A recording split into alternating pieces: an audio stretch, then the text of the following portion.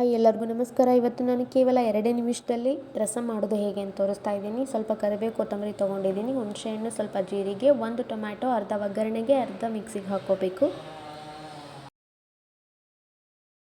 ಇವಾಗ ಸ್ವಲ್ಪ ನೀರು ಹಾಕಿ ಗ್ರೈಂಡ್ ಮಾಡ್ಕೋಬೇಕು. ನೀವು ಇದಕ್ಕೆ ಬೆಳ್ಳುಳ್ಳಿನೂ ಆ್ಯಡ್ ಮಾಡ್ಕೋಬಹುದು, ನಾನು ಸ್ಕಿಪ್ ಮಾಡೀನಿ.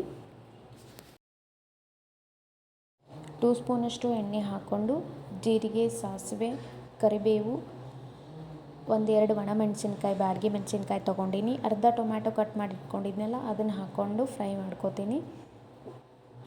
ಚಿಟಿಕೆ ಅರಿಶಿನ ಪುಡಿ ಮತ್ತು ರುಚಿಗೆ ತಕ್ಕಷ್ಟು ಉಪ್ಪು, ರುಬ್ಕೊಂಡು ಇಟ್ಕೊಂಡಿದ್ವಲ್ಲ ಅದನ್ನು ಹಾಕ್ಕೊಂಡು ಒಂದು ಸಲ ಫ್ರೈ ಮಾಡಿ ಒಂದು ಸ್ವಲ್ಪ ನೀರು ಹಾಕ್ಕೊಂಡು 1-2 ನಿಮಿಷ ಕುದಿಸಿದ್ರೆ ಇನ್ಸ್ಟೆಂಟಾಗಿ ರಸಂ ರೆಡಿ ಆಗುತ್ತೆ.